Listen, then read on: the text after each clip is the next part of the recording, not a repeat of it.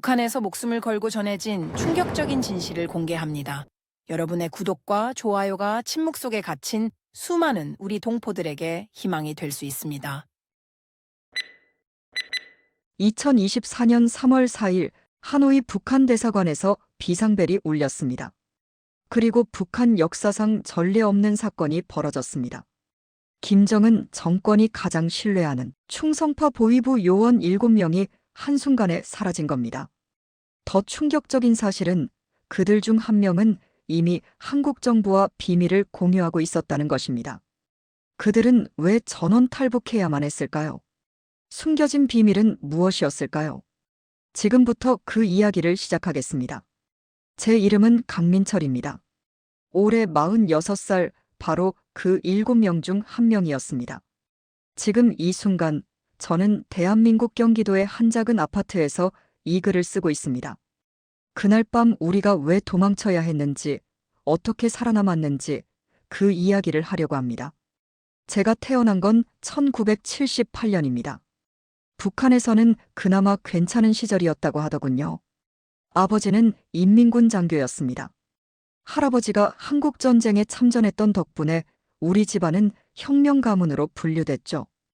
그게 얼마나 중요한지 북한에 살아보지 않은 사람은 모를 겁니다. 성분이 좋다는 것, 그건 곧 살아남을 수 있다는 뜻이니까요. 어린 시절 아버지는 자주 말씀하셨습니다.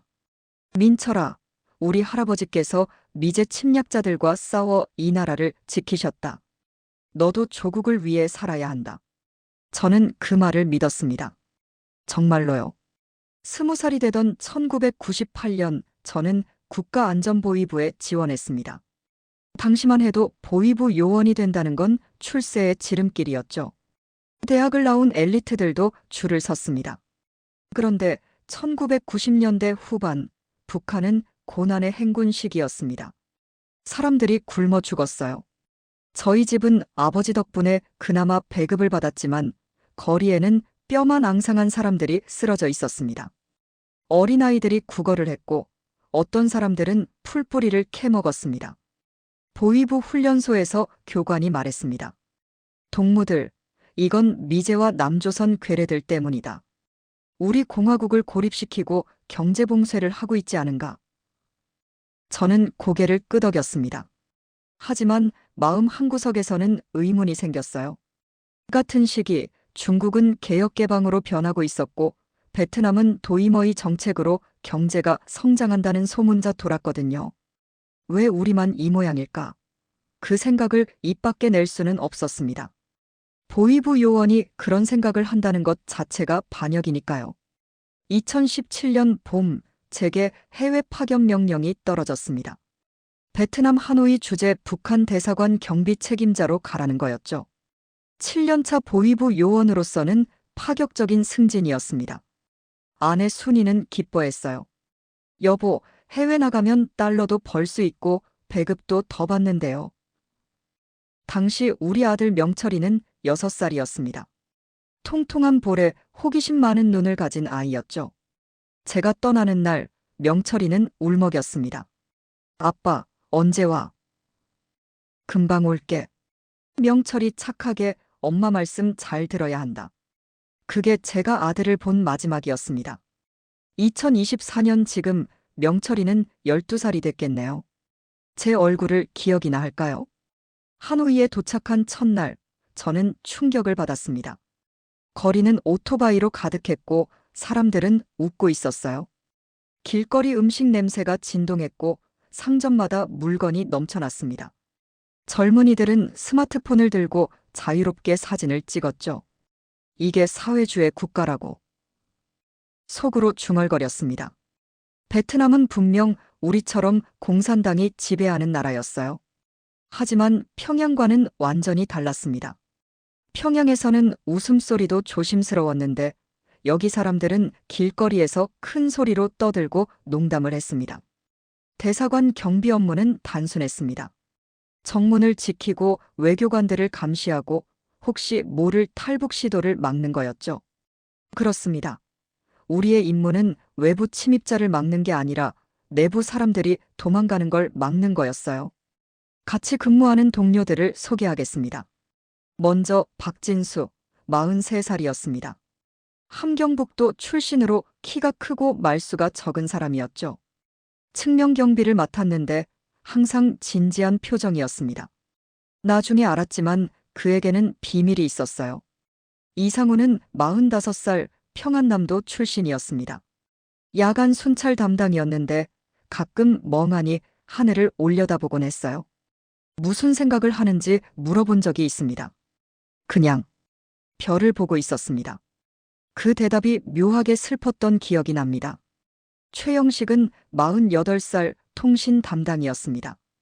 평양 본부와 교신하는 게 주 업무였죠. 안경을 쓴 지적인 인상이었는데 손이 항상 미세하게 떨렸어요. 나중에 안 사실이지만 그의 형제가 정치범 수용소에 수감돼 있었습니다. 김태호, 42살은 차량 관리 담당이었습니다.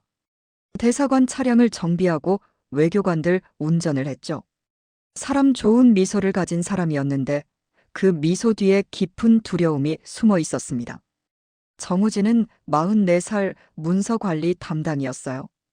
대사관 기밀 문서를 정리하고 보관하는 일을 했습니다. 조용하고 꼼꼼한 성격이었죠. 그가 우연히 발견한 한 문서가 우리 7명의 운명을 바꿨습니다. 마지막으로 한석규 50살이었습니다. 우리 중 최고령이자 최고참이었죠. 30년 보위부 경력의 베테랑이었습니다.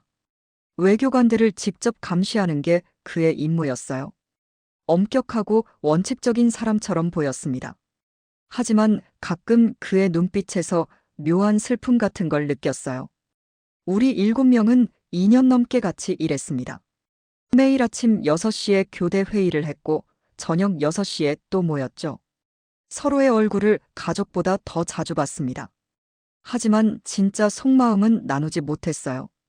왜냐하면 우리는 서로를 감시해야 하는 사람들이었으니까요. 보위부 요원의 역설이었습니다. 우리는 다른 사람을 감시하면서 동시에 동료 보위부 요원에게 감시당했습니다. 누구도 믿을 수 없었어요. 아무리 친해 보여도 혹시 평양에 밀고 하는 건 아닐까 의심해야 했습니다. 2023년 여름, 제게 비극이 찾아왔습니다. 평양에서 전화가 왔어요. 동무의 애인이 위독합니다. 아내 순이가 병에 걸렸다는 거였습니다. 무슨 병인지도 제대로 알려주지 않았어요. 저는 긴급 귀국을 신청했지만 거부당했습니다. 임무가 더 중요하오. 개인 사정으로 이탈할 수 없어. 한 달 뒤 순이가 죽었다는 소식을 들었습니다. 38살이었어요. 약이 없어서 죽었다고 했습니다.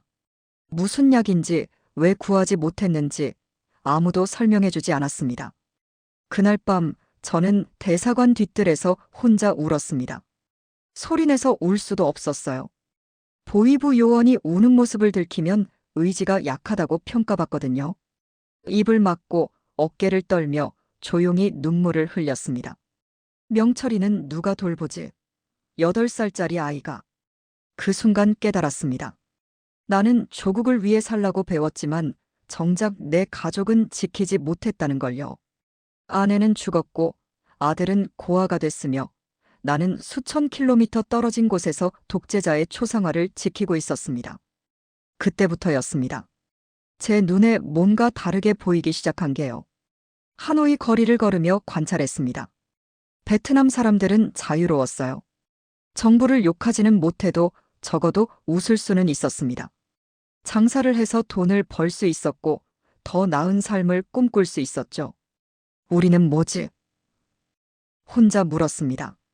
우리는 웃을 수도 꿈꿀 수도 심지어 죽어가는 가족을 만나러 갈 수도 없었습니다. 2023년 10월 어느 날 박진수와 야간 근무를 서게 됐습니다. 새벽 2시쯤 그가 조심스럽게 말을 꺼냈어요. 강동무, 가끔 이런 생각 안 해보았어? 무슨 생각? 여기서 다른 삶을 사는 거요. 심장이 철렁했습니다. 이건 명백히 반동적 발언이었어요. 저는 보위부 책임자로서 당장 그를 보고해야 했습니다. 하지만 제 입에서 나온 말은 달랐습니다. 무슨 소리요, 박동무. 우리는 당에 충성해야. 말끝을 흐렸습니다. 박진수는 제 눈을 똑바로 쳐다봤어요. 강 동무애인이 돌아가셨다는 거 알고 있어. 약이 없어서 그랬다며. 이게 정상이요? 할 말이 없었습니다. 그는 계속했습니다. 저한테도 사정이 있어. 나중에 얘기하겠어. 하지만 하나만 물어보겠어. 강동무, 당신은 정말 행복하오? 그 질문에 대답할 수 없었습니다. 다음 날부터 박진수와 저는 조심스럽게 마음을 나누기 시작했습니다. 처음에는 아주 간접적으로요. 날씨 얘기를 하다가 베트남 음식 얘기를 하다가 슬쩍 진짜 속마음을 비쳤습니다. 한 달쯤 지났을까요? 박진수가 고백했습니다. 저 베트남 여자를 좋아하게 됐어. 보위부 규율상 현지인과의 연애는 엄격히 금지돼 있었습니다. 적발되면 즉각 소환돼 처벌받죠. 미쳤소? 들키면 끝이요. 알고 있어. 하지만 저 여자와 있으면 제가 사람 같소. 평생 처음으로 누군가가 제 얘기를 진심으로 들어줬소. 그의 눈빛이 간절했습니다. 저는 한숨을 쉬었습니다. 들키지 마시오. 제발. 그렇게 우리 둘은 서로의 비밀을 공유하게 됐습니다. 하지만 7명 전체가 하나로 뭉치게 된 건 정우진 때문이었습니다. 2023년 11월 어느 날 밤 정우진이 창백한 얼굴로 찾아왔습니다. 강동무, 이것 좀 보시오. 그는 떨리는 손으로 문서 한 장을 내밀었습니다. 평양 본부에서 온 극비 지시문이었죠. 해외 공관 인원 대폭 축소 계획. 2024년 3월까지 70% 감축. 10년 이상 장기 체류자 전원 소환 후 재교육 실시. 재교육? 그 단어가 무엇을 의미하는지 우리는 알고 있었습니다. 화려한 말이지만 사실상 숙청이었어요. 해외에 오래 있었다는 건 사상이 오염됐을 가능성이 높다는 뜻이었으니까요. 우리 7명 중 6명이 10년 이상이요. 정우진이 속삭였습니다. 맞았습니다. 한석규는 15년, 최영식은 12년, 저를 포함한 나머지도 10년 전후였죠. 이건 우리를 죽이겠다는 거요. 제가 중얼거렸습니다. 그 순간 모든 게 명확해졌습니다. 하지만 7명이 모두 도망칠 거라는 결정을 내리기까지는 시간이 필요했습니다. 그날 밤 우리가 사라지기까지의 이야기는 이제부터입니다. 정우진이 그 문서를 보여준 다음 날 저는 잠을 이룰 수 없었습니다. 머릿속이 복잡했어요. 도망친다. 그건 곧 명철이를 버리는 거였습니다. 평양에 있는 제 아들 8살짜리 아이는 어떻게 되는 걸까요? 북한의 연좌제를 모르는 사람은 없을 겁니다. 한 사람이 반역하면 3대가 멸족당합니다. 제가 탈북하면 명철이는 정치범수용소로 보내지죠. 할아버지, 할머니, 삼촌 가족들도 마찬가지입니다. 차라리 평양으로 돌아가서 죽는 게 낫지 않을까. 하지만 그것도 답이 아니었습니다. 재교육소에 끌려가면 어차피 제 가족들도 연좌제를 피할 수 없거든요. 사상이 불순한 자의 가족이라는 낙인이 찍히면 끝입니다. 2023년 11월 중순, 박진수와 정우진, 저 3명이 먼저 조심스럽게 만났습니다. 대사관에서 3km 떨어진 조그만 베트남 식당이었어요. 외교관들은 절대 오지 않는 서민 동네였죠. 쌀국수를 시켜놓고 우리는 작은 목소리로 얘기했습니다. 다른 동무들은 어떻게 생각하오? 정우진이 물었습니다. 저는 한숨을 쉬었어요. 잘 모르겠어. 이상훈 동무는 요즘 표정이 어두운 것 같고 최영식 동무는 원래 불안해 보이니? 김태호 동무는 솔직히 모르겠어. 한석규 동무는요? 박진수가 물었습니다. 우리는 서로를 쳐다봤어요. 한석규는 30년 차 베테랑이었습니다. 가장 충성스러워 보이는 사람이었죠. 그 사람은 위험하오. 혹시 우리 대화를 듣고 평양에 보고하면. 하지만 그 사람도 15년이나 해외에 있었어. 소환 대상 1순위요. 정우진의 말이 맞았습니다. 한석규도 같은 배를 탄 사람이었어요. 우리는 신중하게 접근하기로 했습니다. 한 명씩 조심스럽게 속마음을 떠보기로요. 먼저 이상훈이었습니다. 45살 평안남도 출신인 그는 야간 순찰을 주로 맡았어요. 어느 날 밤 제가 그와 함께 대사관 주변을 걸었습니다. 이 동무 요즘 왜 그렇게 생각이 많아 보이요? 그는 한참을 말이 없었습니다. 그러다 조심스럽게 입을 열었어요. 강동무, 솔직히 물어보겠소. 동무는 남조선 드라마를 본 적이 있어? 심장이 철렁했습니다. 남한 드라마 시청은 중대한 범죄였어요. 최악의 경우 공개 처형감이었습니다. 무슨 소리요, 이동무? 거짓말 마시오. 저도 봤소. 그의 목소리가 떨렸습니다. 작년에 USB 하나를 얻었소. 베트남 장마당에서요. 호기심에 봤소. 그냥 한 번만 보려고 했소. 뭘 봤소? 사랑의 불시착이라는 거요. 저도 그 이름을 들어본 적이 있었습니다. 북한에서도 몰래 도는 드라마였거든요. 그걸 보고 나서 잠을 잘 수가 없었소. 저건 거짓말이겠지, 선전이겠지 생각했소. 하지만 이상훈은 고개를 떨궜습니다. 너무 자연스러웠소. 사람들이 웃고 떠들고 자유롭게 살고 우리가 배운 지옥 같은 남조선이 아니었소. 그래서 그 뒤로 계속 봤소. 10개, 20개. 이젠 40개가 넘었소. 드라마, 예능, 뉴스까지. 강동무, 우리가 배운 게 전부 거짓말이었소. 그의 눈에서 눈물이 흘렀습니다. 제 인생이 뭐였소? 45해 동안 거짓말 속에서 산 거요. 저는 그의 어깨에 손을 얹었습니다. 할 말이 없었어요. 다음은 최영식이었습니다. 48살 통신 담당인 그는 항상 불안해 보였어요. 어느 날 저녁 그가 먼저 찾아왔습니다. 강동무, 제 얘기 좀 들어줄 수 있겠소? 우리는 대사관 뒤뜰 구석에 앉았습니다. 그는 담배를 꺼내 피우다가 손이 너무 떨려서 라이터를 떨어뜨렸어요. 제 동생이 정치범수용소에 있어. 뭐? 3년 전에 잡혀갔어. 중국에서 성경책을 몰래 가져왔다가요. 종교는 아편이라며 15년형을 받았어. 15년. 정치범수용소에서 15년이면 사실상 사형 선고나 마찬가지였습니다. 제 부모님도 연좌제로 지방으로 추방됐어. 저만 해외에 있어서 겨우 면했어. 하지만 그는 얼굴을 손으로 가렸습니다. 이제 저도 소환되면 끝이요. 사상이 불순한 가족의 일원이라고 낙인 찍히면 저도 수용소로 가는 거요.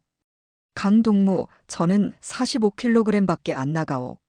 수용소 가면 6달도 못 버틸 거요. 그의 목소리가 완전히 떨렸습니다. 저는 그냥 살고 싶소. 하루 3끼 먹고 마음 편히 자고 싶소. 그게 그렇게 큰 욕심이요? 김태호는 의외로 쉽게 마음을 열었습니다. 42살 차량 관리 담당인 그는 사람 좋은 미소를 가진 사람이었어요. 어느 날 그가 외교관 차량을 정비하다가 제게 말했습니다. 강동무, 저 중국에 친척이 있어. 뭐? 어머니 친정 쪽이요. 몇 년 전부터 몰래 전화하고 있어. 이것도 중대한 범죄였습니다. 해외와의 무단 연락은 반역죄였어요. 미쳤소? 들키면. 알고 있어. 하지만 듣고 싶었어. 바깥 세상이 어떤지요. 김태호는 공구를 내려놓고 저를 쳐다봤습니다. 중국 친척이 말하길 남조선은 우리보다 50년은 앞서 있다고 하더이다.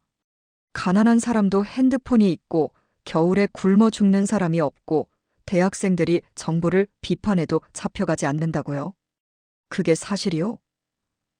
글쎄요. 하지만 여기 베트남만 봐도 알지 않소? 공산당이 지배하는 나라인데 사람들이 웃고 있어. 장사해서 돈 벌고 오토바이 타고 다니고 우리보다 훨씬 잘 살지 않소? 할 말이 없었습니다. 사실이었으니까요. 정우진은 이미 우리 편이었고 박진수도 마찬가지였습니다. 이제 한 명만 남았어요. 한석규, 50세, 30년 경력의 베테랑 보이부 요원. 솔직히 그에게 접근하기가 가장 무서웠습니다. 혹시 그가 평양의 스파이라면? 우리의 대화를 전부 보고하고 있었다면? 하지만 정우진이 발견한 문서에는 한석규의 이름도 소환 대상 1순위로 올라가 있었습니다. 그도 같은 처지였어요. 2023년 12월 초 저는 용기를 내서 한석규를 찾아갔습니다. 그는 자기 방에서 책을 읽고 있었어요. 김일성 회고록이었습니다. 한동무, 잠깐 얘기 좀 할 수 있겠소? 무슨 일이요? 그의 목소리는 늘 그렇듯 차가웠습니다. 저는 삼키고 말했습니다. 솔직하게 물어보겠소. 동무는 평양으로 돌아가고 싶소? 한석규는 책을 덮었습니다. 그리고 저를 오랫동안 쳐다봤어요. 강동무 나를 시험하는 거요? 아니요. 진심으로 묻는 거요. 왜 갑자기 그런 걸 묻소? 동무도 알고 있을 거요. 소환 명령이 곧 떨어질 거라는 거. 한석규는 한숨을 쉬었습니다. 그리고 놀랍게도 그의 얼굴에서 그 차가운 가면이 벗겨졌어요. 나도 알고 있어. 15년이나 해외에 있었으니 당연히 1순위겠지. 그럼 솔직히 말하면 나는 이미 끝났어. 그는 책상 서랍을 열고 편지 한 장을 꺼냈습니다. 작년에 받은 거요. 평양에서요. 편지에는 이렇게 쓰여 있었습니다. 한석규 동무의 은퇴 시기가 다가왔어. 귀국 후 재교육 과정을 거쳐 지방 배치될 것이요. 재교육, 지방 배치. 모두 완곡한 표현이었습니다. 사실상 숙청이었죠. 30년을 바쳤어. 30년 동안 나는 충성했어. 반역자들을 잡아냈고 탈북 시도를 막았고 당의 명령에 절대 복종했어. 한석규의 목소리가 처음으로 떨렸습니다. 그런데 이게 내 대가요? 은퇴하면 수용소로 보낸다고. 한동무. 더 웃긴 건 나한테 평양에 손자가 있어. 5살짜리요. 내가 소환되면 그 아이도 연좌제를 피할 수 없어. 3대 멸족, 그게 규칙이니까. 그는 고개를 떨궜습니다. 30년 동안 나는 이 체제를 지켰어. 이제 그 체제가 내 손자를 죽이려 하오. 그날 밤 우리 7명은 처음으로 한자리에 모였습니다. 대사관에서 5km 떨어진 외딴 베트남 식당이었어요. 아무도 모를 곳이었죠. 테이블에 둘러앉아 우리는 서로를 바라봤습니다. 7명의 보위부 요원, 김정은, 정권이 가장 신뢰하는 충성파들이 한자리에 모여 있었습니다. 이제 솔직하게 얘기합시다. 제가 먼저 입을 열었습니다. 우리 모두 알고 있어. 평양으로 돌아가면 죽는다는 걸. 아무도 부정하지 않았습니다. 하지만 도망치면 가족들이 죽소. 박진수가 말했습니다. 제 부모님은 70대요. 제가 탈북하면 수용소로 갈 거요. 제 아들은 겨우 8살이요. 제가 말했습니다. 제 동생은 이미 수용소에 있어. 최영식이 떨리는 목소리로 말했습니다. 우리는 침묵했습니다. 각자의 가족 얼굴이 떠올랐을 거예요. 부모님, 형제자매, 어린 자녀들. 하지만 말이요. 한석규가 입을 열었습니다. 우리가 평양으로 돌아가도 가족들은 안전하지 않소. 재교육소에 끌려가면 우리는 사상범으로 낙인 찍히요. 그럼 가족들도 연좌제를 피할 수 없어. 맞는 말이었습니다. 어차피 죽을 거라면. 이상훈이 중얼거렸습니다. 차라리 자유롭게 죽고 싶소. 그날 밤 우리는 결정했습니다. 7명 전원이 탈북하기로요. 물론 쉬운 결정은 아니었습니다. 김태호는 중간에 몇 번이나 포기하려 했어요. 안 되겠소. 저는 못하겠소. 차라리 평양 가서 솔직히 말하고 용서를 빌겠소. 용서는 없소.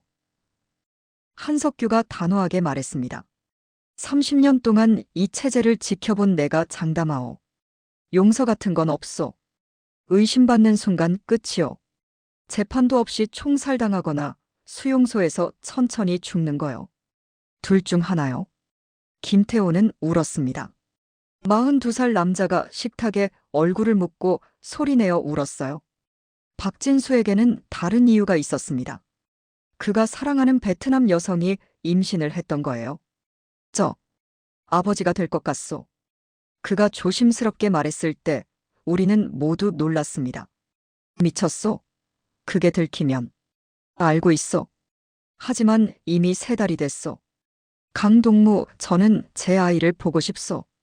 평생 처음으로 제 아이를 제 손으로 키우고 싶소. 그의 눈빛이 간절했습니다.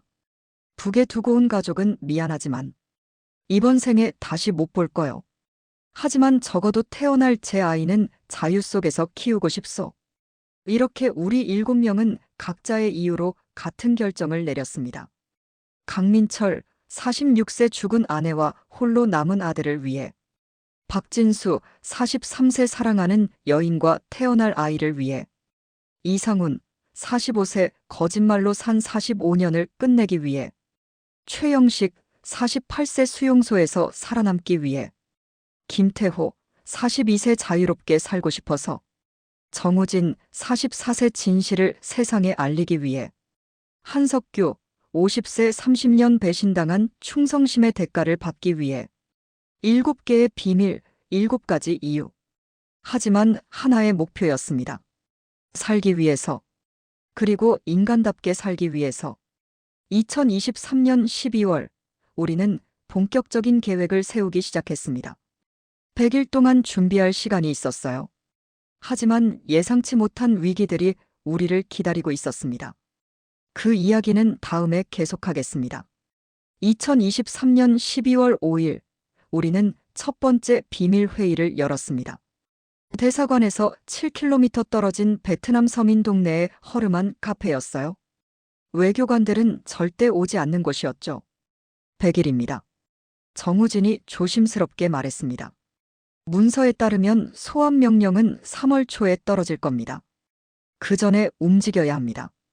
구체적으로 어떻게 하겠소? 한석규가 물었습니다. 30년 경력답게 그는 감정보다 계획을 먼저 생각했어요. CCTV 사각지대를 찾아야 합니다. 제가 말했습니다. 대사관 주변에는 17대의 카메라가 있어. 정문 4대, 측면각 3대씩, 후문 4대. 모든 각도를 커버하고 있어. 완벽한 사각지대는 없다는 거요. 없습니다. 하지만 저는 3달 동안 관찰한 메모를 꺼냈습니다. 새벽 2시에서 3시 사이 교대 시간에 34초간의 공백이 있어. 야간 근무자가 위치를 바꾸는 그 순간 북서쪽 담장 쪽이 잠깐 비어요. 34초요? 박진수가 놀라며 물었습니다. 34초 안에 7명이 전부 빠져나간다고. 불가능하진 않소. 하지만 완벽한 타이밍이 필요하오. 한석규가 지도를 펼쳤습니다. 대사관 주변 골목길이 상세하게 그려져 있었어요. 1차 집결지는 여기 호안기엠 호수 북쪽 구시가 골목으로 하겠소. 대사관에서 1.2km, 걸어서 15분 거리요. 너무 가깝지 않소? 멀면 시간이 걸리오. 발각되기 전에 최대한 빨리 모여야 하오. 그 다음은요? 한국 대사관으로 연락하오. 전화번호는 제가 이미 외웠소. 한석규는 정말 철저한 사람이었습니다. 그날부터 우리의 100일 작전이 시작됐습니다. 12월 한 달 동안 우리는 CCTV 패턴을 연구했습니다. 매일 밤 교대 시간을 정확히 측정했어요. 초시계로 쟀습니다. 32초, 35초, 33초. 평균 34초의 공백이 있었어요. 이상훈이 은밀하게 사진을 찍었습니다. 작은 카메라를 옷 속에 숨기고 대사관 내부와 주변을 촬영했죠. 나중에 한국 정부에 줄 증거였습니다. 이게 들키면 즉시 총살감이요. 제가 걱정스럽게 말했습니다. 알고 있어. 하지만 증거가 필요하오. 우리가 진짜 보위부 요원이었다는 걸 증명해야 한국에서도 믿을 거 아니오? 맞는 말이었습니다. 보위부 요원 7명이 동시에 탈북한다. 누가 봐도 의심스러운 상황이었어요. 혹시 북한이 심어놓은 스파이가 아닐까 의심받을 게 뻔했습니다. 김태호는 탈출 경로를 익혔습니다. 매일 아침 조깅한다는 핑계로 골목길을 달렸어요. 어느 길이 막혀 있는지, 어디에 경찰이 자주 나타나는지, 어느 가게가 24시간 영업하는지 전부 확인했습니다. 이 골목은 새벽에 개들이 많소. 짖으면 사람들이 깨어나오. 이쪽 길은 CCTV가 3대나 있어. 피해야 하오. 여기 편의점은 밤새 열어요. 위급하면 뛰어들어갈 수 있어. 최영식은 베트남 돈을 모았습니다. 외교관들이 팁으로 주는 돈을 조금씩 챙겼어요. 원래는 평양에 송금해야 하는 돈이었지만 몰래 숨겼습니다. 지금까지 모은 게 500만 동입니다. 한국 돈으로 약 25만 원 정도요. 7명이 쓰기엔 너무 적지 않소? 한국 대사관까지 택시 타고 가기엔 충분하오. 그 이상은 필요 없소. 정우진은 대사관 내부 문서를 몰래 복사했습니다. 북한 외교관들의 비리, 불법 활동, 무기 거래 정보 같은 것들이었어요. USB 하나에 조심스럽게 담았습니다. 이게 우리의 보험이요. 그가 말했습니다. 한국 정부가 우리를 받아주지 않으면 이 정보를 주겠다고 협상하는 거요.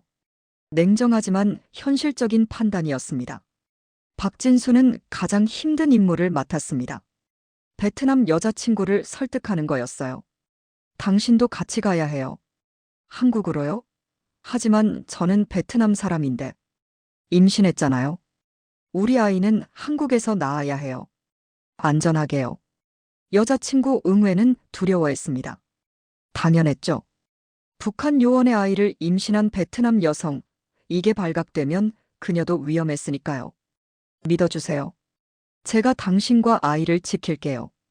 박진수의 간절함이 결국 그녀를 설득했습니다. 저는 무엇을 했을까요? 저는 마음의 준비를 했습니다. 명철이를 버리고 떠날 준비요. 매일 밤 아들 사진을 봤습니다. 6살 때 찍은 사진, 통통한 볼에 장난기 가득한 눈을 한 아이였죠. 지금은 12살이 됐을 텐데 얼굴이 어떻게 변했을까요? 미안하다, 명철아. 혼자 중얼거렸습니다.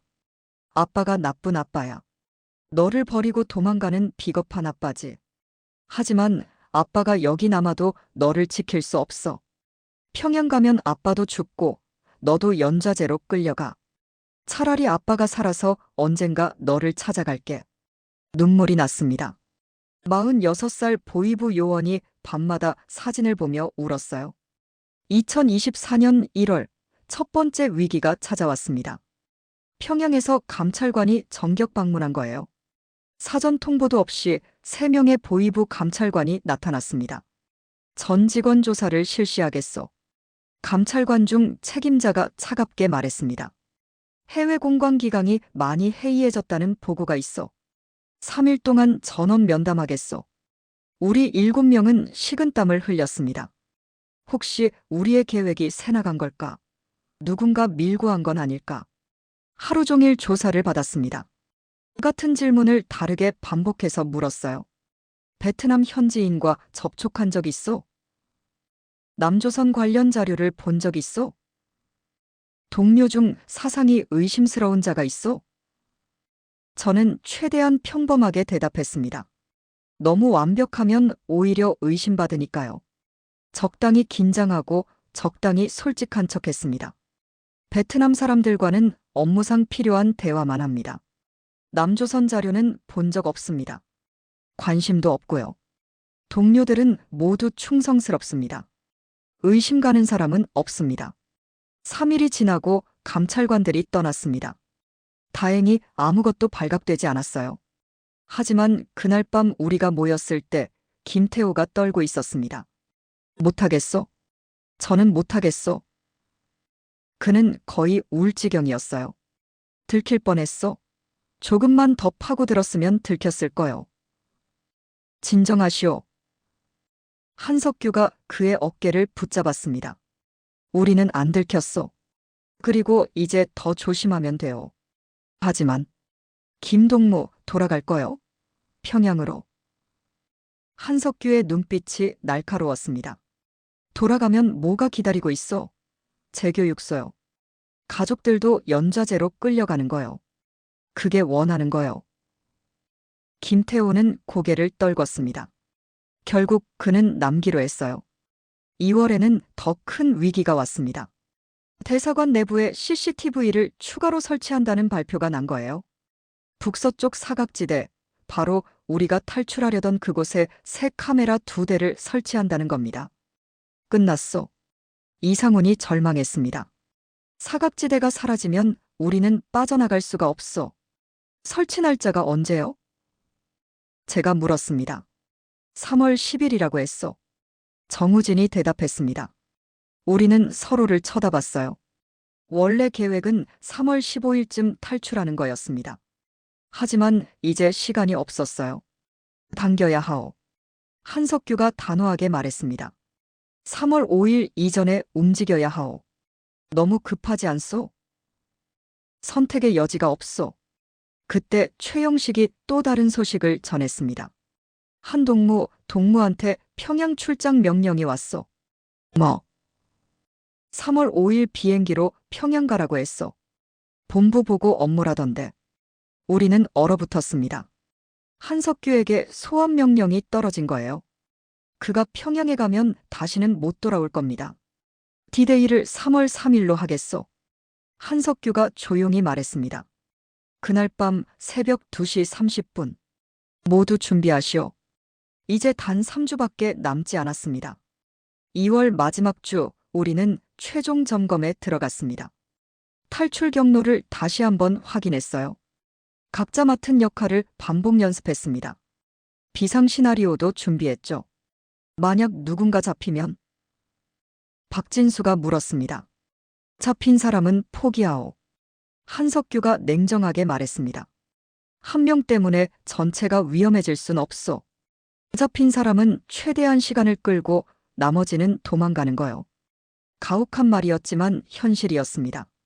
한국대사관 전화번호는 모두 외웠어. 8424억 3831만 5110. 우리는 일제히 대답했습니다. 그 번호가 우리의 생명줄이었어요. 집결 장소는 호안기엠 호수 북쪽 하노이 36거리 55번지 골목. 비상계획은 만약 1차 집결지가 위험하면 각자 분산 도주 후 개별적으로 한국대사관 연락. 완벽했습니다. 적어도 계획상으로는요. 3월 2일 밤 우리는 마지막으로 모였습니다. 내일 밤이면 모든 게 결정될 거였어요. 마지막으로 묻겠소. 한석규가 한 명씩 쳐다봤습니다. 정말 할 거요? 지금 포기해도 늦지 않았어. 아무도 대답하지 않았습니다. 침묵이 곧 대답이었죠. 좋소. 그럼 내일 밤 2시 30분 각자 위치에서 신호를 기다리시오. 신호는 뭐요? 무전으로 제가 말하겠소. 오늘 날씨 좋네요 라고 하면 그게 시작 신호요. 우리는 고개를 끄덕였습니다. 모두 살아서 만납시다. 한석규가 마지막으로 말했습니다. 100일 동안 준비했소. 이제 단 하나의 기회가 남았소. 실수는 용납되지 않소. 그날 밤 저는 잠을 이룰 수 없었습니다. 천장을 보며 생각했어요. 내일 이 시간이면 나는 어디에 있을까? 자유를 향해 달리고 있을까? 아니면 총에 맞아 쓰러져 있을까? 명철이 얼굴이 떠올랐습니다. 순이 얼굴도요. 미안하다는 말밖에 할 수 없었어요. 하지만 동시에 희망도 있었습니다. 어쩌면 살아남을 수 있을지도 몰라. 어쩌면 진짜 자유로운 삶을 살 수 있을지도 몰라. 3월 3일 아침이 밝았습니다. 평소와 똑같은 아침이었어요. 하지만 우리 7명에게는 인생이 갈리는 날이었습니다. 저는 평소처럼 아침 점호에 참석했습니다. 평소처럼 정문을 지켰고 평소처럼 교대 회의에 참석했어요. 아무렇지 않은 척했습니다. 하지만 심장은 미친 듯이 뛰었습니다. 저녁 6시 마지막 교대 회의였습니다. 우리 7명이 한자리에 모였어요. 서로 눈빛을 교환했지만 아무 말도 하지 않았습니다. 밤 10시 야간 근무가 시작됐습니다. 자정, 대사관이 조용해졌습니다. 새벽 1시 외교관들이 모두 잠들었습니다. 새벽 2시 마지막 점검 시간이었습니다. 2시 20분 저는 정문 앞에 서 있었습니다. 손이 떨렸어요. 2시 25분 박진수가 측면에서 위치를 잡았습니다. 2시 28분 한석규가 2층 감시실로 올라갔습니다. 2시 30분 무전기에서 한석규의 목소리가 들렸습니다. 오늘 날씨 좋네요. 한석규의 목소리가 무전기를 타고 흘러나왔습니다. 평범한 말이었어요. 하지만 우리 7명에게는 생과 사를 가르는 신호였습니다. 심장이 목구멍까지 치솟았습니다. 손이 떨렸어요. 입안이 바짝 말랐습니다. 46년을 살았지만 이렇게 무서웠던 순간은 없었습니다. 2시 30분 정각. 저는 정문 무전기를 슬쩍 건드렸습니다. 떨어뜨린 척하면서 안테나를 살짝 꺾었어요. 고장난 것처럼 보이도록요. 나중에 추적당할 시간을 조금이라도 벌기 위해서였습니다. 그리고 뛰었습니다. 정문에서 북쪽 골목으로 있는 힘껏 달렸어요. 군화 소리가 너무 크게 들렸습니다. 혹시 누가 듣지 않을까 두려웠어요. 하지만 멈출 수 없었습니다. 50m, 100m, 150m. 뒤에서 소리가 날까봐 뒤돌아보지도 못했습니다. 그냥 앞만 보고 달렸어요. 3분쯤 뛰었을까요? 첫 번째 모퉁이를 돌았습니다. 가로등 불빛 아래 누군가 서 있었어요. 박진수였습니다. 강동모. 그가 안도의 한숨을 쉬었습니다. 저도 마찬가지였어요. 다른 사람들은? 아직 안 왔어. 우리는 숨을 헐떡이며 기다렸습니다.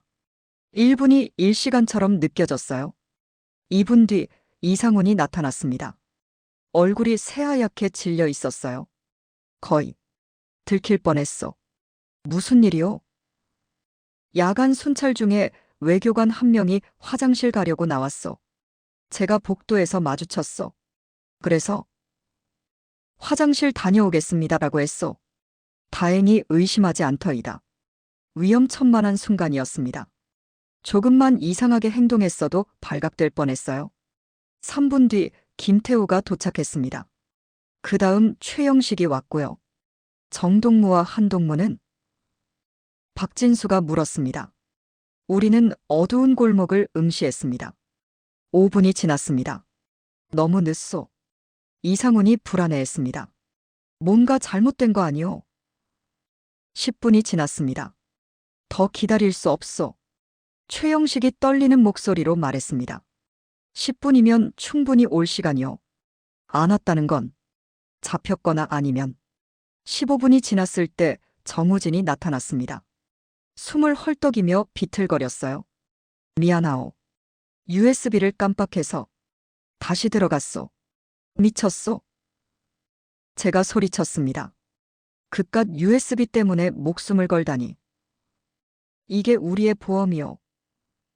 정우진도 소리쳤습니다. 이 안에 북한 외교관들의 모든 범죄 증거가 들어있어. 이게 없으면 한국이 우리를 안 믿을 수도 있어. 할 말이 없었습니다. 어쩌면 그가 옳았을지도 몰라요. 하지만 한석규는 오지 않았습니다. 20분을 기다렸습니다. 25분을 기다렸어요. 하지만 그는 나타나지 않았습니다. 더 기다리면 우리 모두 위험하오.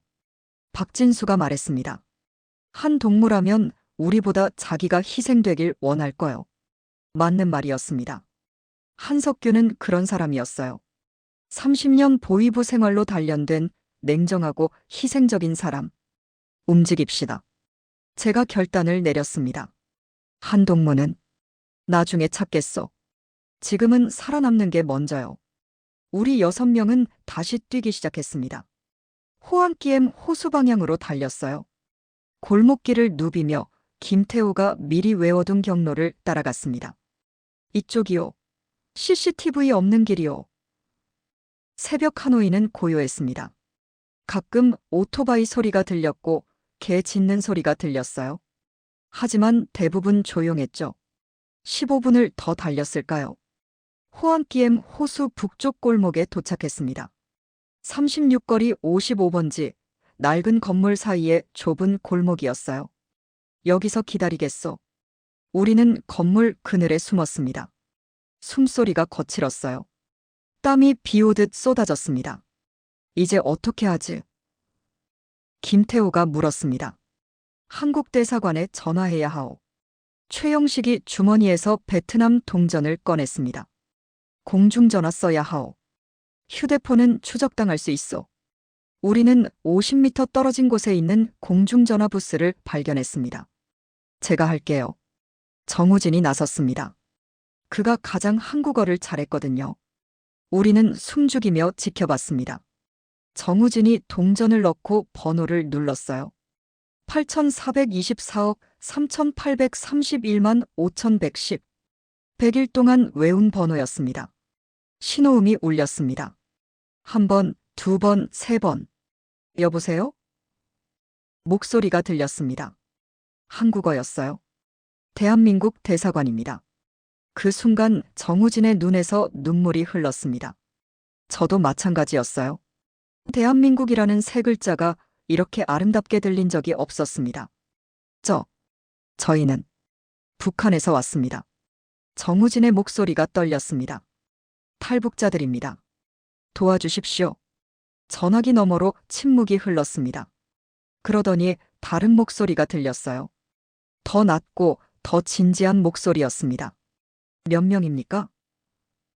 6명입니다. 신분이? 보위부, 국가안전보위부 요원들입니다. 또 침묵이었습니다. 아마 놀랐을 거예요. 보위부 요원 6명이 동시에 탈북한다. 전례 없는 일이었으니까요. 지금 어디 있습니까? 호안기엠 호수 북쪽 36거리 55번지 근처입니다. 30분 안에 차량을 보내겠습니다. 그 자리에서 움직이지 마십시오. 검은색 세단이 올 겁니다. 번호판 끝자리가 88입니다. 그 차만 타십시오. 감사합니다. 정말 감사합니다. 정우진이 전화를 끊었습니다. 그리고 주저앉았어요. 긴장이 풀렸는지 온몸이 떨렸습니다. 30분입니다. 그가 우리를 보며 말했습니다. 30분만 버티면 됩니다. 가장 긴 30분이었습니다. 골목 그늘에 숨어서 우리는 초조하게 기다렸어요. 지나가는 모든 차량이 추격대처럼 보였습니다. 모든 발소리가 보위부 요원처럼 들렸어요. 10분이 지났습니다. 혹시 대사관에서 벌써 알아챘을까? 이상훈이 속삭였습니다. 당연히 알았을 거요. 박진수가 대답했습니다. 2시 50분쯤 비상벨이 울렸을 거요. 지금쯤 난리 났겠지. 상상이 됐습니다. 대사가 잠옷바람으로 뛰어나오고 외교관들이 허둥지둥 뛰어다니고 누군가 평양에 긴급 전화를 거는 모습이요. 15분이 지났습니다. 김태호가 갑자기 일어섰습니다. 저는 못하겠소. 뭐? 저는 돌아가겠소. 아직 늦지 않았소. 돌아가서 솔직히 말하면. 앉으시오. 제가 그의 팔을 잡았습니다. 지금 돌아가면 즉시 총살이오. 용서 같은 건 없소. 하지만 제 부모님이. 김동무 부모님은 어차피 연좌제를 피할 수 없소. 냉정한 말이었지만 사실이었습니다.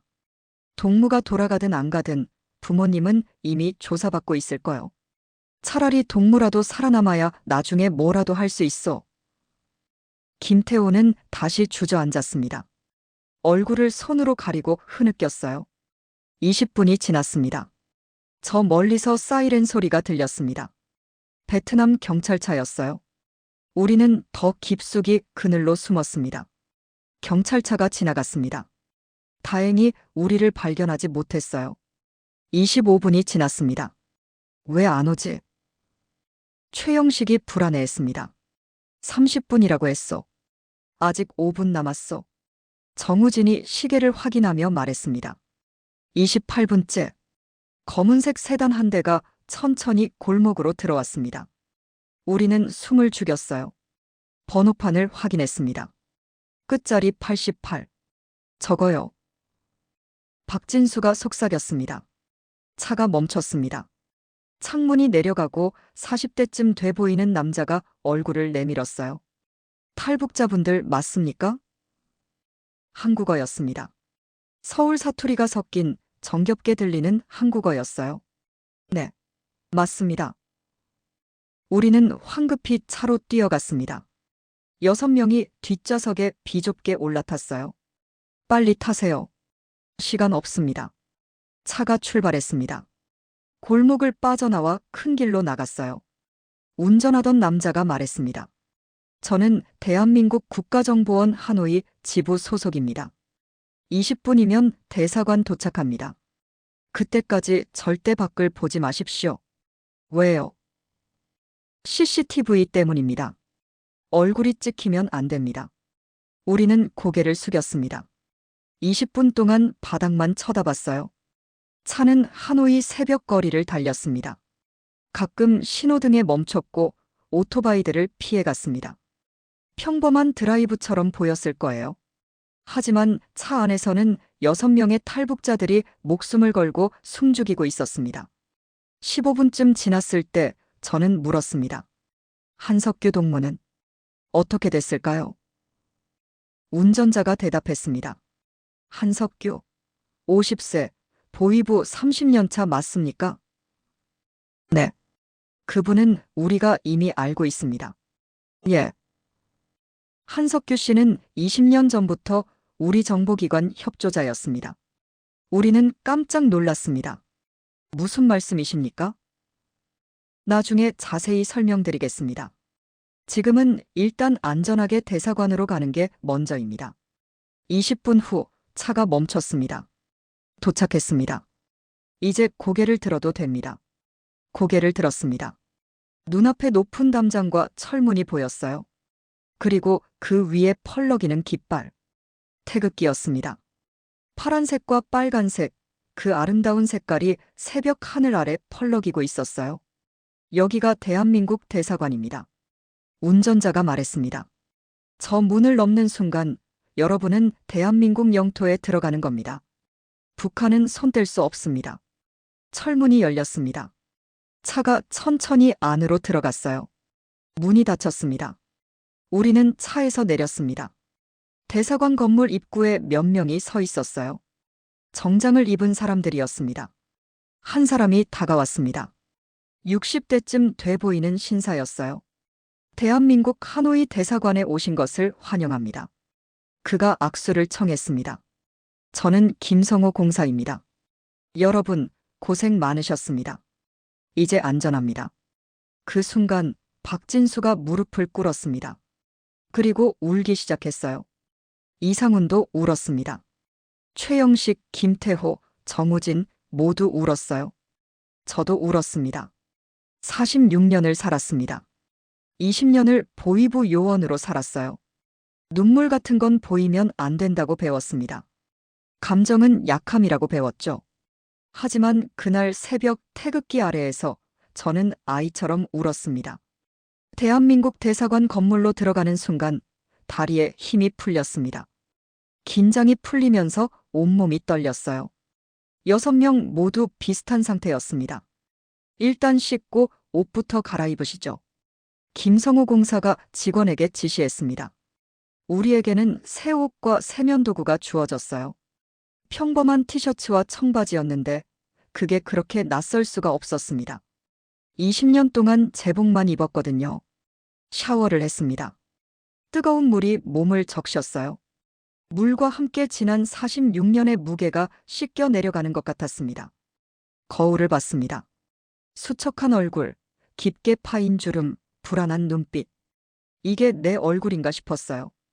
강민철, 넌 이제 자유야. 혼자 중얼거렸습니다. 하지만 실감이 나지 않았어요. 새벽 5시쯤 우리는 회의실로 안내됐습니다. 테이블에는 따뜻한 빵과 커피, 과일이 놓여 있었어요. 6명 모두 배가 고팠지만 먹기가 두려웠습니다. 혹시 꿈이 아닐까, 먹는 순간 깨어나는 건 아닐까 하는 두려움이었죠. 편하게 드십시오.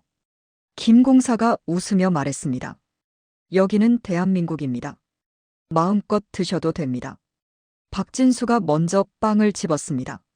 한 입 베어 물었어요. 그리고 눈을 감았습니다. 눈물이 또 흘렀죠. 달아요. 이렇게 단 빵은 처음입니다. 우리도 하나씩 집어먹었습니다. 정말 달았어요. 부드럽고 따뜻하고 달았습니다. 이제 이야기를 들어야겠습니다. 김 공사가 진지해졌습니다. 여러분이 정말 탈북자인지 아니면 북한이 보낸 스파이인지 확인해야 합니다. 불쾌하시겠지만 이해해 주십시오. 당연한 일이었습니다. 보위부 요원 6명이 동시에 탈북한다. 누가 봐도 의심스러운 상황이었어요. 서울에서 국정원 요원들이 오고 있습니다. 오늘 오후쯤 도착할 겁니다. 그때부터 본격적인 조사가 시작됩니다. 얼마나 걸립니까? 정우진이 물었습니다. 길면 한 달, 짧으면 2주 정도요. 여러분 신원을 완벽하게 확인해야 합니다. 그동안 우리는 여기 대사관에 머무르시면 됩니다. 외부 출입은 안 됩니다. 양해 부탁드립니다. 우리는 고개를 끄덕였습니다. 감옥 같겠지만 그래도 평양으로 끌려가는 것보다는 나았어요. 오전 10시쯤 김 공사가 다시 찾아왔습니다. 한석규 씨에 관해 말씀드려야 할 것 같습니다. 우리는 귀를 기울였습니다. 한석규 씨는 2004년부터 우리 정보기관에 협조해 왔습니다. 20년 동안이요. 뭐라고요? 저는 믿을 수 없었습니다.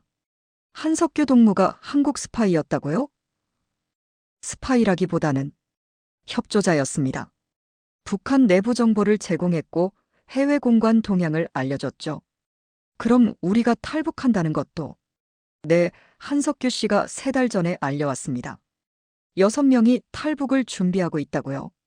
그래서 우리도 준비할 수 있었습니다. 박진수가 주먹으로 테이블을 쳤습니다. 그럼 왜 같이 안 온 겁니까? 왜 혼자 남은 겁니까? 김 공사는 한숨을 쉬었습니다. 한석규 씨에게는 평양에 가족이 있습니다. 딸과 5살 손자요. 탈북하면 그들이 연좌제로 죽습니다. 그래서 한석규 씨는 선택한 겁니다. 자기 가족을 지키는 대신 여러분 6명을 살리기로요. 침묵이 흘렀습니다. 그날 밤 한석규 씨는 2층 감시실 전원을 차단했습니다. CCTV가 5분 동안 먹통이 됐죠. 그 시간에 여러분이 탈출한 겁니다. 그럼 지금 한 동무는 베트남 경찰에 체포됐습니다. 북한 대사관 요청으로요. 그럼 북한으로 송환되는 겁니까? 그럴 가능성이 높습니다. 베트남은 북한과 우호 관계니까요. 제 가슴이 무너졌습니다. 한석규, 50세, 30년 보위부 경력. 우리를 위해 자신을 희생한 사람. 우리가 뭔가 할 수 있지 않습니까? 외교적으로 노력하고 있습니다. 하지만 쉽지 않아요. 정우진이 주머니에서 USB를 꺼냈습니다. 이걸 드리겠습니다. 뭡니까? 북한 대사관 기밀 문서입니다. 외교관들의 불법 활동, 무기 거래, 돈 세탁 정보가 다 들어 있습니다. 김 공사의 눈빛이 변했습니다. 이걸로 협상할 수 있습니까? 한석규 동무를 구출하는 데 쓸 수 있습니까? 최선을 다하겠습니다. 오후 3시 서울에서 국정원 요원 4명이 도착했습니다. 정장을 입은 냉정해 보이는 사람들이었어요. 지금부터 신원조사를 시작하겠습니다. 책임자로 보이는 40대 남자가 말했습니다. 각자 다른 방에서 진행합니다. 같은 질문을 반복해서 물을 겁니다. 거짓말하면 바로 알 수 있으니 솔직하게 대답하십시오. 우리는 각자 다른 방으로 끌려갔습니다. 아니, 안내됐습니다. 하지만 기분은 끌려가는 것 같았어요. 조사실은 작고 답답했습니다. 테이블과 의자 2개, 그리고 녹음기가 전부였어요. 이름, 강민철. 생년월일, 1978년 3월 12일. 출신지, 평안남도 평성시. 아버지 이름, 강철수. 어머니 이름, 박순자. 질문은 끝없이 이어졌습니다. 어린 시절, 학교 생활, 보위부 입사 과정, 해외 파견, 업무 내용, 동료들 이름, 상급자 이름, 대사관 구조, 평양본부 조직도 같은 질문을 조금씩 다르게 반복했어요. 제 대답에 모순이 없는지 확인하는 거였습니다. 아내 이름은 김순희. 언제 결혼했습니까? 2006년 4월. 아내는 지금 어디 있습니까? 죽었습니다. 언제? 2023년 7월. 사인은? 병입니다. 약이 없어서 목이 메었습니다. 아들 이름은? 강명철. 나이는? 올해 12살입니다. 보고 싶습니까? 그 질문에 저는 울었습니다. 46년을 살면서 이렇게 많이 운 적이 없었어요. 보고 싶습니다. 미치도록 보고 싶습니다. 조사는 8시간 동안 계속됐습니다. 같은 질문을 10번도 넘게 받았어요. 지쳐서 쓰러질 것 같았습니다. 오늘은 여기까지 하겠습니다. 내일 다시 시작합니다. 방으로 돌아왔습니다. 침대가 있었어요. 부드러운 침대였습니다. 북한에서는 딱딱한 널빤지에서 잤거든요. 누웠습니다. 천장을 봤어요. 이게 꿈인가 생시인가 구분이 안 됐습니다. 다음 날도 조사가 이어졌습니다. 그 다음 날도, 그 다음 날도요. 일주일이 지났습니다. 우리 6명은 서로 볼 수 없었습니다. 각자 다른 방에 격리돼 있었어요. 혹시 입을 맞추지 않도록 하기 위해서였죠. 하지만 가끔 복도에서 마주쳤습니다. 눈빛으로 인사를 나눴어요. 잘 있어요, 힘내요, 곧 끝날 거예요. 2주가 지났을 때 김 공사가 찾아왔습니다. 좋은 소식입니다. 그가 웃었어요. 신원 확인이 끝났습니다. 여러분은 진짜 탈북자로 인정받았습니다. 박진수가 안도의 한숨을 쉬었습니다. 그럼 이제 한국으로 갈 수 있습니까? 네, 일주일 후 비행기 태워드리겠습니다. 한석규 동무는요? 김 공사의 표정이 어두워졌습니다. 외교적 노력을 계속하고 있습니다. 여러분이 제공한 USB 자료가 큰 도움이 됐어요. 베트남 정부를 압박할 수 있는 카드가 생겼습니다. 그럼 구출할 수 있다는 겁니까? 장담은 못하지만 최선을 다하고 있습니다. 3주가 지났습니다. 어느 날 저녁 김 공사가 급히 찾아왔습니다. 얼굴에 미소가 가득했어요. 한석규 씨 구출됐습니다. 정말입니까? 베트남 정부가 인도적 차원에서 한국행을 허가했습니다. 여러분이 준 자료 덕분입니다. 북한 대사관의 불법 활동이 드러나면서 베트남도 더 이상 북한 편을 들 수 없게 된 거죠. 우리는 껴안고 울었습니다. 언제 옵니까? 내일 석방됩니다. 바로 대사관으로 옵니다. 다음 날 오후 한석규가 대사관에 도착했습니다. 수척했습니다. 3주 만에 10kg은 빠진 것 같았어요. 얼굴은 상처투성이었고 걸음걸이도 불안정했습니다. 한동무. 박진수가 달려가 그를 부축했습니다. 괜찮소? 괜찮소. 이 정도는. 한석규가 웃었습니다. 처음 보는 따뜻한 미소였어요. 동무들. 모두 무사하구려. 한동무 덕분입니다. 제가 말했습니다. 동무가 없었다면 우리는 탈출하지 못했을 겁니다. 아니요. 우리 모두가 함께한 겁니다. 그날 밤 우리 7명은 처음으로 한자리에 모였습니다. 대사관 식당에서 저녁을 먹었어요. 베트남 쌀국수였는데 그렇게 맛있을 수가 없었습니다. 한동무, 3주 동안 뭐 했어?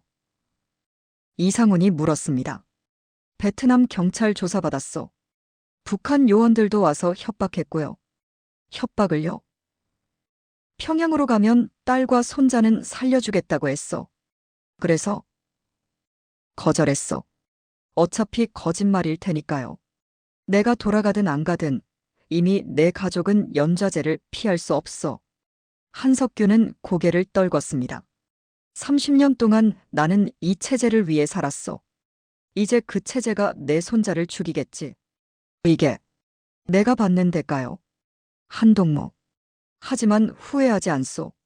적어도 동무들은 살렸으니까. 6명의 생명, 그리고 6명의 미래. 그걸로 만족하오. 우리는 말이 없었습니다. 무어라 위로해야 할지 몰랐어요. 일주일 후, 2024년 4월 5일. 우리는 인천행 비행기에 올랐습니다. 대한항공 K652편 하노이에서 인천까지 4시간 30분. 창밖을 봤습니다. 하노이가 점점 멀어졌어요. 7년 동안 살았던 도시, 제 인생이 바뀐 곳이었습니다. 잘 있거라 하노이. 혼자 중얼거렸습니다. 비행기가 구름 위로 올라갔습니다. 햇빛이 눈부셨어요. 저기가 한국입니까? 김태호가 창밖을 보며 물었습니다. 아직 멀었소. 4시간 더 가야 하오. 가장 긴 4시간이었습니다. 승객 여러분, 곧 인천국제공항에 도착하겠습니다. 기내 방송이 울렸습니다. 한국어와 영어, 그리고 일본어로요. 한국어가 이렇게 반갑게 들린 적이 없었습니다. 창밖을 봤습니다. 서해 바다가 보였어요. 파란 바다, 그리고 저 멀리 육지가 보였습니다. 저기가 한국입니다. 박진수가 떨리는 목소리로 말했습니다. 비행기가 고도를 낮췄습니다. 인천 앞바다 섬들이 보였어요. 그리고 활주로가 보였습니다. 쿵! 바퀴가 땅에 닿았습니다. 그 순간 제 인생도 새로운 땅에 닿은 것 같았어요. 대한민국에 오신 것을 환영합니다. 승무원이 웃으며 말했습니다.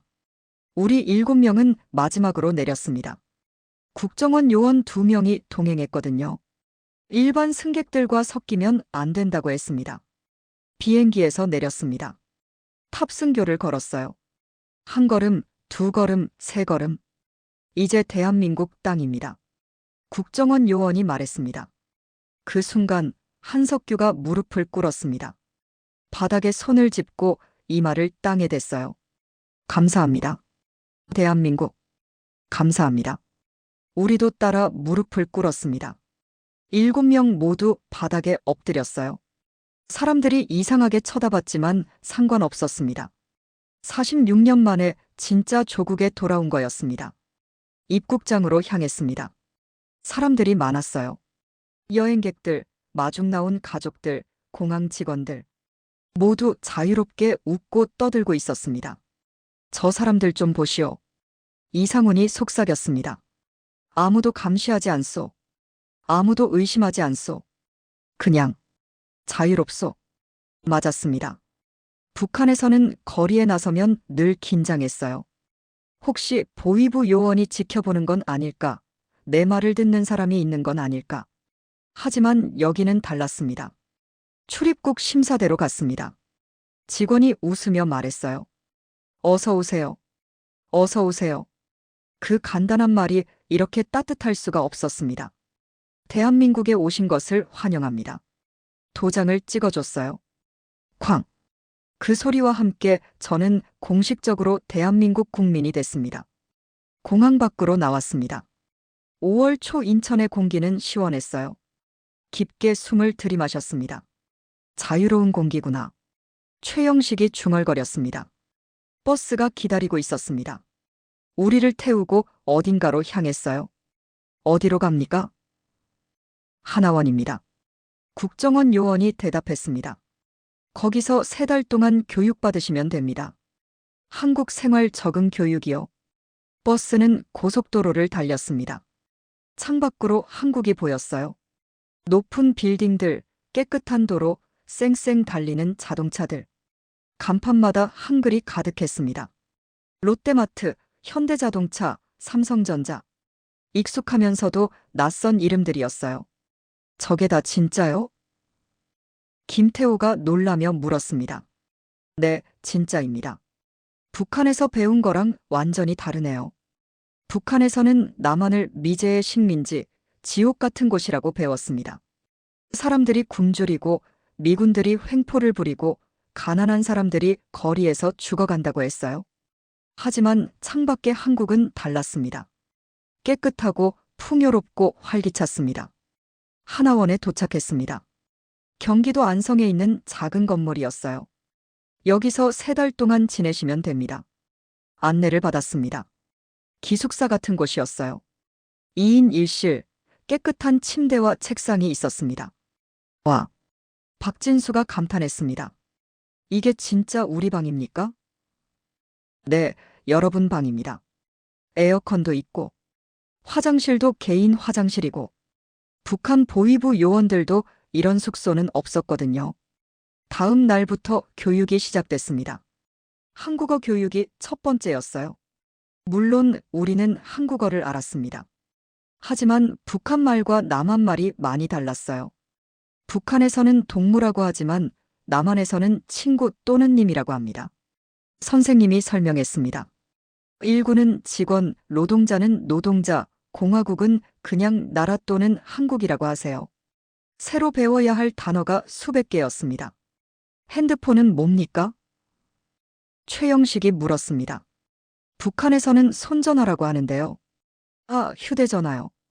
핸드폰이나 휴대폰이라고 부릅니다. 택시는요? 똑같이 택시입니다. 북한에서도 택시라고 하죠? 네, 하지만 평양 말고는 거의 없었습니다. 컴퓨터 교육도 받았습니다. 우리는 컴퓨터를 거의 몰랐어요. 대사관에 있던 건 구형이었고 인터넷도 제한적이었거든요. 이게 마우스입니다. 클릭하세요. 클릭이 뭡니까? 이렇게 누르는 거요. 딸깍. 와, 화면이 바뀌네요. 46살 남자가 처음 컴퓨터를 배우는 건 쉽지 않았습니다. 하지만 재미있었어요. 인터넷으로 뭐든 찾을 수 있습니다. 선생님이 말했습니다. 북한 소식도 검색할 수 있어요. 한번 해보세요. 북한 뉴스라고 쳤습니다. 수많은 기사가 나왔어요. 이게 다 진짜 뉴스입니까? 네, 실시간으로 업데이트됩니다. 북한에서는 신문이 한 달에 한 번 왔는데 여기서는 매일 매시간 뉴스가 나옵니다. 충격이었습니다. 스마트폰 사용법도 배웠습니다. 처음 받은 스마트폰은 정부에서 지원해 준 거였어요. 이걸로 전화도 하고 인터넷도 하고 사진도 찍습니다. 이 작은 게로요? 네, 그리고 은행 업무도 하고 쇼핑도 하고 거의 모든 걸 할 수 있어요. 대단하구나. 카카오톡을 배웠습니다. 메시지를 보내는 법, 사진을 보내는 법. 처음에는 어렵더니 일주일 지나니 익숙해졌어요. 우리 7명은 카카오톡 단체방을 만들었습니다. 이름은 새 출발. 매일 밤 대화를 나눴습니다. 직업 교육도 받았습니다. 여러분은 어떤 일을 하고 싶으십니까? 상담사가 물었습니다. 저는 건설 현장에서 일하고 싶습니다. 제가 대답했습니다. 체력은 있습니다. 막노동이라도 괜찮습니다. 좋습니다. 건설 안전교육을 받으시면 됩니다. 박진수는 베트남 식당에서 일하고 싶다고 했어요. 응웬과 연락하고 있었거든요. 여자친구를 한국으로 부를 겁니다. 같이 식당을 하고 싶어요. 이상우는 놀랍게도 대학에 가고 싶다고 했습니다. 45살의 대학이라니. 너무 늦지 않았을까요? 아닙니다. 북한 이탈 주민은 대학 특별 전형이 있어요. 충분히 가능합니다.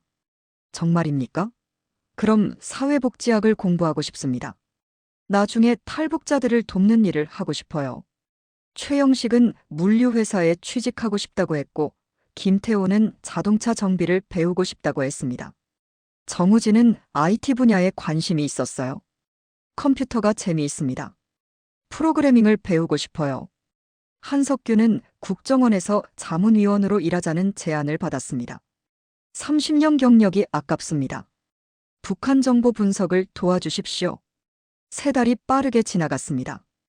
2024년 7월, 우리는 하나원을 수료했습니다. 수료식이 있었어요. 정부 관계자들이 왔고 축하 인사를 해줬습니다. 여러분은 이제 대한민국 국민입니다. 통일부 장관이 말했습니다. 자유롭게 살 권리가 있고 행복을 추구할 권리가 있습니다. 대한민국은 여러분을 환영합니다. 수료증을 받았습니다. 그리고 주민등록증도 받았어요. 강민철, 1978년 3월 12일생. 제 이름과 생년월일이 적혀 있었습니다. 대한민국 국민이라는 증거였죠. 이제 여러분은 각자의 길을 가시면 됩니다. 상담사가 말했습니다. 정부에서 정착금과 임대주택을 지원해드립니다. 취업도 도와드리고요. 우리는 각자의 집을 받았습니다. 작았지만 깨끗한 아파트였어요. 저는 경기도 안산의 원룸을 받았습니다. 15평 남짓한 작은 집이었지만 제겐 궁전 같았어요. 현관을 열고 들어갔습니다. 빈방 하지만 제 방이었습니다. 이제 진짜 자유구나. 혼자 중얼거렸습니다. 2024년 8월부터 일을 시작했습니다. 저는 건설 현장에 취직했어요. 하루 12만 원, 한 달이면 360만 원 정도 벌 수 있었습니다. 많은 돈은 아니지만 자유롭게 번 돈입니다. 첫 월급을 받던 날 저는 울었습니다. 46년 만에 제 노동으로 번 돈이었어요. 박진수는 응웬을 한국으로 불렀습니다. 결혼도 했고요. 베트남 식당을 열었는데 장사가 잘 됐습니다. 강 형님, 쌀국수 먹으러 오세요. 가끔 그 식당에 갔습니다. 박진수는 행복해 보였어요. 배가 불러온 응웬과 함께 웃고 있었습니다. 이상우는 정말 대학에 합격했습니다. 한국방송통신대학교 사회복지학과요. 45살의 대학생이 됐습니다. 그가 자랑스럽게 말했습니다. 늦었지만 이제라도 배울 수 있어서 감사합니다. 최영식은 물류회사에 취직했고 김태호는 자동차 정비소에서 일하기 시작했습니다. 정우진은 IT 교육을 받고 작은 소프트웨어 회사에 입사했어요. 한석규는 국정원 자문위원으로 일했습니다. 북한 내부 정보를 분석하고 탈북자들을 돕는 일을 했죠. 2025년 3월 3일. 우리가 탈북한 지 정확히 1년이 되는 날이었습니다. 우리 7명은 다시 만났습니다. 박진수의 식당에서요. 1년 만이네요. 한석규가 말했습니다. 모두 잘 지냈어? 덕분에 잘 지냈습니다. 우리는 쌀국수를 먹으며 지난 1년을 이야기했습니다. 힘들었지만 후회는 없습니다. 이상훈이 말했습니다. 여기서는 매일 새롭게 배웁니다. 자유롭게 생각하고 자유롭게 말하고 자유롭게 꿈꿉니다. 저도요. 김태호가 말했습니다. 비록 제 부모님은 북에 두고 왔지만 여기서 새 삶을 시작할 수 있어서 감사합니다. 우리 모두 감사해야 할 사람이 있어. 박진수가 한석규를 보며 말했습니다. 한 형님이 없었다면 우리는 여기 없었을 겁니다. 한석규는 고개를 저었습니다. 우리 모두가 함께 이뤄낸 겁니다. 그날 밤 저는 집에 돌아와 편지를 썼습니다. 명철이에게 보내는 편지였어요. 물론 보낼 수는 없었습니다. 북한에 있는 아들에게 편지를 보낼 방법은 없었으니까요. 하지만 그래도 썼습니다. 명철아, 아빠야. 잘 지내니? 아빠는 지금 한국에 있단다. 대한민국이라는 곳이야. 여기는 정말 좋은 곳이야. 사람들이 친절하고 음식도 많고 자유롭게 살 수 있어. 아빠가 너를 버리고 온 건 미안하구나. 너무너무 미안해. 하지만 아빠가 거기 남아도 너를 지킬 수 없었어. 아빠도 죽고 너도 연좌제로 수용소에 갈 뻔했단다.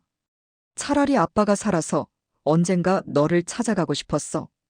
언젠가 통일이 되면 아빠가 꼭 데리러 갈게. 그때까지 건강하게 잘 지내렴. 아빠는 여기서 열심히 살고 있어. 너를 다시 만날 그날을 꿈꾸면서. 사랑한다, 명철아. 아빠가. 편지를 다 쓰고 나니 눈물이 났습니다.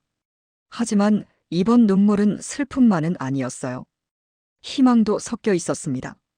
창밖을 봤습니다. 서울의 야경이 보였어요. 수많은 불빛이 반짝이고 있었습니다. 이게 진짜 대한민국이구나. 1950년 한국 전쟁 직후 이 나라는 폐허였습니다.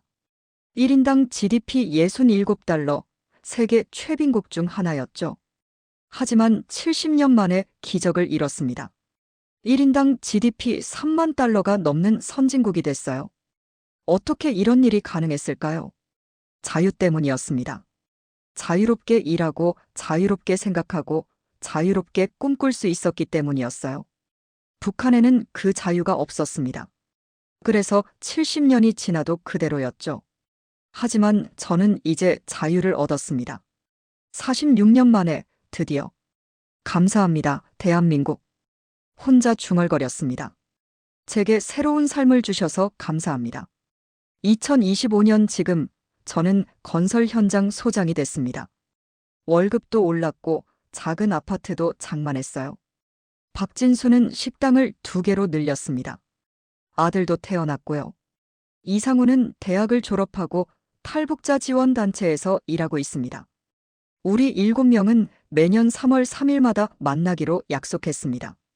그날을 자유의 날이라고 부르기로 했어요. 우리가 자유를 선택한 날이니까요. 북한에 두고 온 가족들에 대한 그리움은 여전합니다. 매일 밤 꿈에 나타나요. 하지만 후회는 없습니다.